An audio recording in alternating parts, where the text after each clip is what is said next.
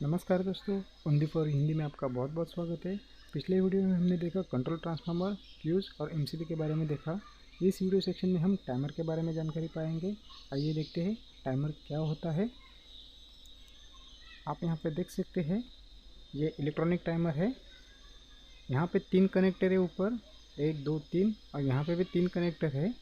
Electronic timer में 2 coil होती है, एक एसी और एक दूसरा वाला डीसी होता है। आप यहाँ पे देख सकते हैं, ये पहला जो पॉइंट है यहाँ पे 230 वोल्ट रहेगा, ये वाला A1 रहेगा, ये वाला A3 रहेगा। ये 2 पॉइंट पे आपको एसी सप्लाई कनेक्ट करना है 230 वोल्ट। कोई कोई टाइमर 440 वोल्ट के भी होते हैं। ये सेकंड वाला जो पॉइंट है, इस पॉइंट पे आपको 24 वोल्ट डीसी सप्लाई या एसी सप्लाई कनेक्ट करना है। उसका पॉजिटिव टर्मिनल सेकंड पॉइंट में आएगा और नेगेटिव टर्मिनल A3 कॉइल में ही आएगा। एसी और डीसी का दोनों का कॉमन पॉइंट एक ही है, A3 पॉइंट। खाली A1 और A2 ये दो ही अलग अलग पॉइंट है, एंड पॉइंट दोनों का एक ही है। और थर्ड वन जो है वो आपका कॉमन पॉइंट है। और यहाँ पे आप देख सकते हैं, ये वाला NC होता है, ये वाला NO होता है। कोई कोई टाइमर में दोनों भी NO होते हैं। टाइमर चालू करने के बाद आपको उसका कंटिन्यूटी लेना पड़ता है, कौन सा NC है कौन सा NO है, वो आपको चेक करके ही डिसाइड करना पड़ता है। आइए देखते हैं उसका अंदर कॉन्टैक्ट कैसे होता है। ये वाला टाइमर है, आप यहाँ पे देख सकते हैं, A1 कॉइल है, यहाँ पे A3 कॉइल है और A2 कॉइल है। ये मिडल वाला कॉइल आप छोड़ दीजिए, क्योंकि हम अभी सर्किट में 230 वोल्ट लेने वाले हैं। आप यहाँ पे देख सकते हैं, मैंने यहाँ पे 230 वोल्ट फेज वायर दिया है। उसमें से एक लूप मैंने ये कॉमन पॉइंट में मारा है। आप यहाँ पे देख सकते हैं, पॉइंट था उसको मैंने, सॉरी यहाँ पे A2 है, A2 पॉइंट था उसको मैंने न्यूट्रल दिया है। कॉमन पॉइंट, अब ये वाला हम NC पकड़ लेते हैं और ये वाला NO पकड़ते हैं। जो NC से वायर गया है वो मैंने एक लैम्प को कनेक्ट किया है, और दूसरा पॉइंट जो लैम्प से निकला है वो मैंने न्यूट्रल को कनेक्ट कर दिया है।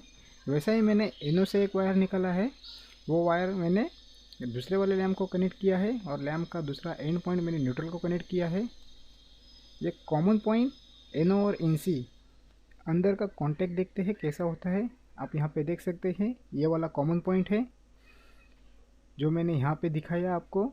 ये कॉमन पॉइंट है, इसमें से सप्लाई आएगा, और ये सप्लाई जैसे ही मेरा टाइमर चालू होएगा, इसमें से सप्लाई इस दोनों कॉन्टैक्ट में से ये NC में जाएगा, यानी ये वाले पॉइंट में आएगा।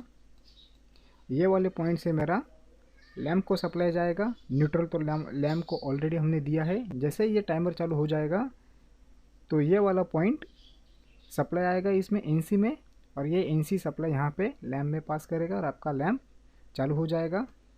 आप यहाँ पे देख सकते हैं, टाइमर चालू है, आपका लैम्प ग्लो हो गया है। ये लैम्प 10 सेकंड के लिए ही चालू रहेगा। आप यहाँ पे देख सकते हैं, टाइमर का सेटिंग आपने 10 सेकंड किया है, 60 सेकंड भी रख सकते हैं। 60 सेकंड रखा तो कंटिन्यू वो 60 सेकंड के लिए चालू होएगा। जैसे ही आपका 60 सेकंड्स ख़त्म हो जाएगा, वो ये लैम्प को बंद कर देगा। बंद क्यों होगा? क्योंकि ये टाइमर का सेटिंग होता है यहाँ पे, और ये कॉमन पॉइंट है। ये NC को इसने टचअप किया है, वो NC को छोड़ के ये NO को टचअप करेगा। अब आपका जो NO पॉइंट था नॉर्मली ओपन, वो शॉर्ट हो जाएगा, यानी वो NC हो जाएगा, और NC वाला है ये वाला, ये आपका ओपन हो जाएगा। ओपन होने की वजह से यहाँ से जो सप्लाई जा रही है आपके लैंप में, यानी ये पॉइंट में से आपकी सप्लाई ये लैंप में से जा रही है, वो ओपन हो जाएगी, और ये आपका लैंप ग्लो नहीं करेगा, ये लैंप आपका बंद हो जाएगा। और इसको जाने वाला सप्लाई, यानी ये जो आपको लीवर दिख रहा है यहाँ पे जो कॉन्टैक्ट है, वो कॉन्टैक्ट ये पॉइंट को छोड़ के NO पॉइंट में आ जाएगा, यानी यहाँ से कॉमन में वो NO में आ जाएगा।